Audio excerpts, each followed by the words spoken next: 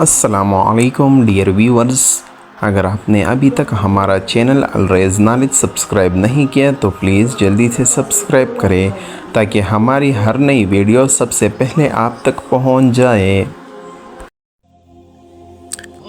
بسم اللہ الرحمن الرحیم۔ ماں باپ کے 3 عمل اپنی اولاد کی زندگی خطرے میں ڈالتے ہیں۔ حضرت علی رضی اللہ تعالیٰ عنہ سے ایک عورت نے پوچھا، کیا ایسے بھی میرے کوئی عمل ہو سکتے ہیں جو میری اولاد کے لیے خطرے کا باعث بن سکتے ہوں؟ تو حضرت علی نے فرمایا کہ ماں باپ کے 3 ایسے کام جو کہ اولاد کو موت کے منہ تک لے جاتے ہیں۔ وہ 3 عمل یہ ہیں۔ بسم اللہ الرحمن الرحیم۔ مسلم کی حدیث میں یہ بات روایت ہے کہ حضرت محمد صلی اللہ علیہ وسلم نے فرمایا، اگر میں ماں باپ کو اس دنیا میں زندہ پاتا تو اگر میں عشاء کی فرض پڑھ رہا ہوتا، اگر میری ماں باپ میں سے کوئی مجھے آواز دیتا تو میں نماز چھوڑ کر انہیں لبیک کہتا۔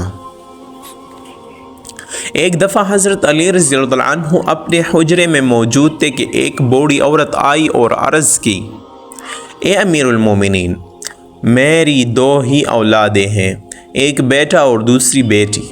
وہ دونوں ہی نافرمان ہیں اور وہ دونوں اکثر بیمار رہتے ہیں۔ میری بیٹی کا رشتہ لینے کے لیے کوئی تیار نہیں اور بیٹے کو کوئی رشتہ دینے کے لیے تیار نہیں۔ میں ایسا کون سا عمل کروں جس سے ان کی زندگی میں برکت آئے اور وہ عمل انہیں نفع دے اور وہ میری نافرمانی بھی نہ کرے، وہ صحت یاب بھی ہو جائے؟ میں ایسا کون سا کام کروں؟ کیونکہ وہ دونوں نافرمان ہیں، میرا کہا نہیں مانتے، میرا بیٹا شراب اور دیگر گناہ بھی کرتا ہے، وہ دونوں دین اسلام سے مطابقت نہیں رکھتے۔ اے امیر المومنین، مجھے کوئی ایسا عمل بتائے جس سے وہ دونوں راہ راست پر آ جائے، دونوں کے رشتے بھی ہو جائے، وہ فرمان بردار بن جائے اور دونوں صحت مند بھی ہو جائے۔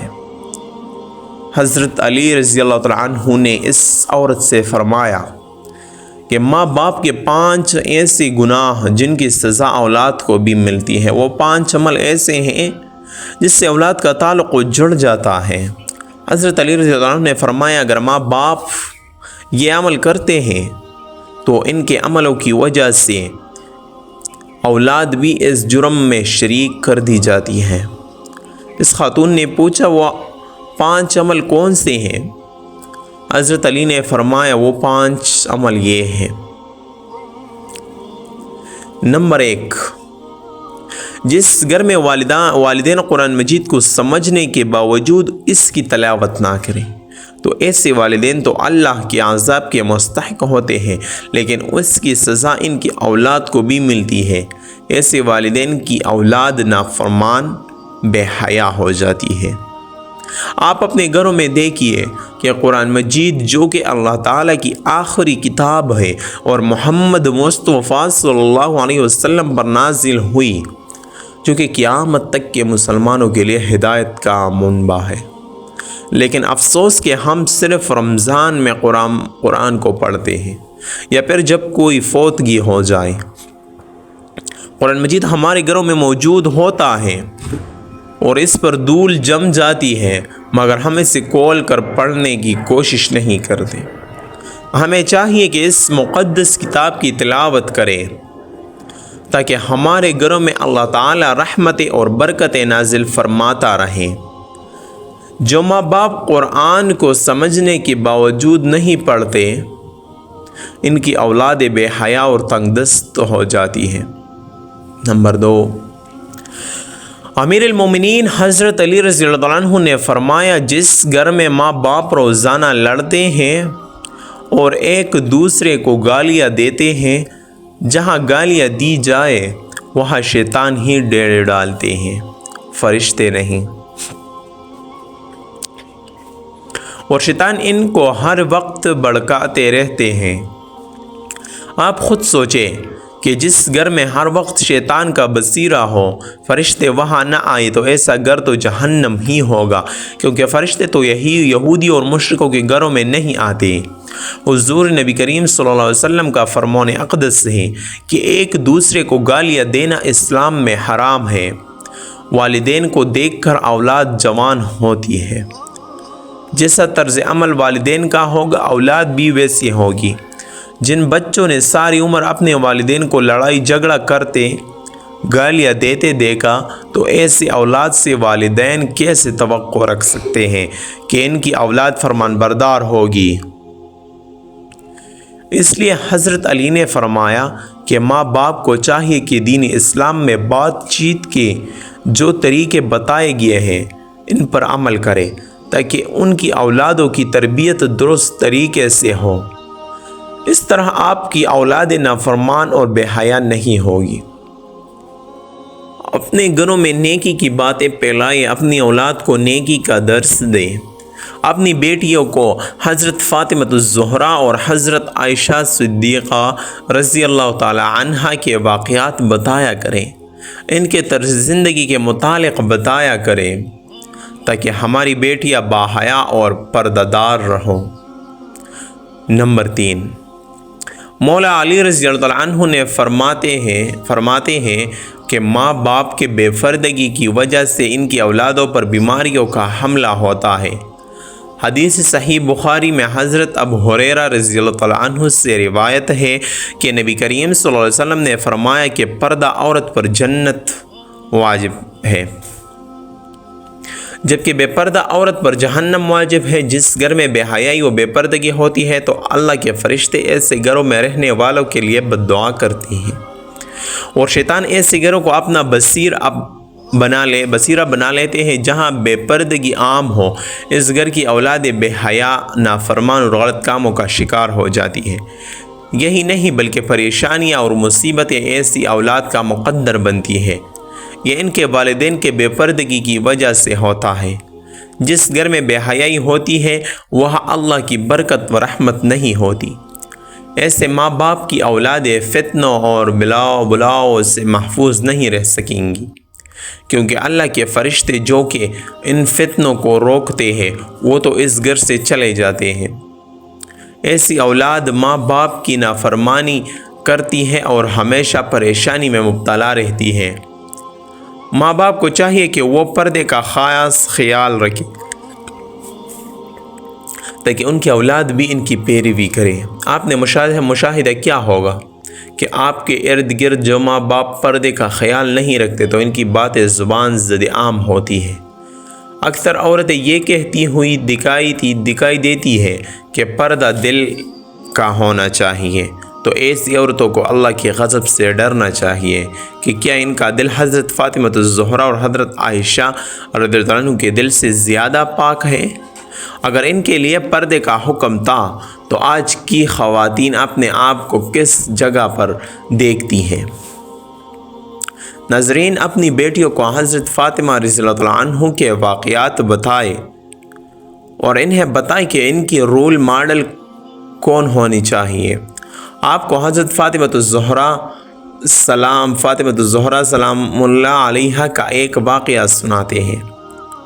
شادی کے بعد نبی کریم صلی اللہ علیہ وسلم حضرت فاطمہ کو گھر لے کر جا رہے تھے کہ راستے میں ایک نابینا صحابی بیٹھے ہوئے تھے۔ آپ رضی اللہ تعالی عنہ نے اپنے چہرے کو ڈھانپ لیا۔ نبی کریم صلی اللہ علیہ وسلم نے کہا، بیٹی فاطمہ، یہ صحابی تو نابینا ہے، آپ نے کیوں چہرہ ڈھانپ لیا؟ تو حضرت فاطمہ رضی اللہ عنہ نے کہا کہ بابا جان، مجھے غیر محرم سے پردے کا حکم دیا گیا ہے، نہ کہ ان افراد سے جن کو نظر آتا ہے۔ ناظرین، یہ یہودیوں کی چال ہے کہ جدت کی نام پر بے حیائی کو مسلم معاشرے کے اندر پرون چڑھانا۔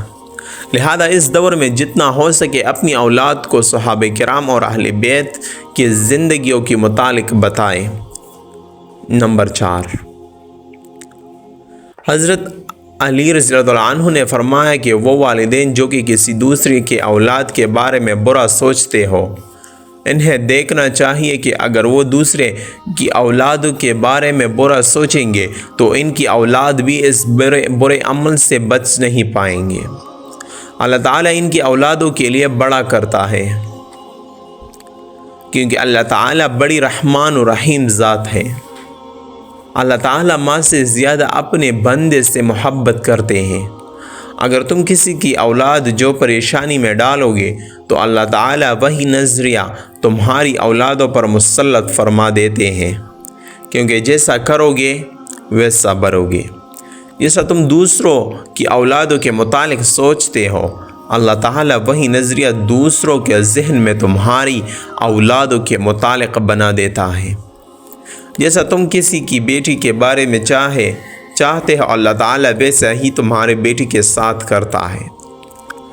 حدیث پاک کا مفہوم ہے کہ نبی کریم صلی اللہ علیہ وسلم کے پاس ایک صحابی آئے اور عرض کی، یا رسول اللہ، فلاں صحابی عورت کو چھپ چھپ کر دیکھتے ہیں۔ تو آپ صلی اللہ علیہ وسلم نے اس صحابی سے فرمایا، اس صحابی کو بلا کر لاؤ۔ جب وہ صحابی آپ کی خدمت اقدس میں حاضر ہوئے تو آپ نے اس سے کہا، تم اپنے گھر کی حفاظت کی ذمہ داری چھوڑ گئے ہو کیا؟ صحابی نے جواب دیا، نہیں، میں نے تو اپنے گھر کے آپ کے فرمان کے مطابق نگہبانی کرتا ہوں۔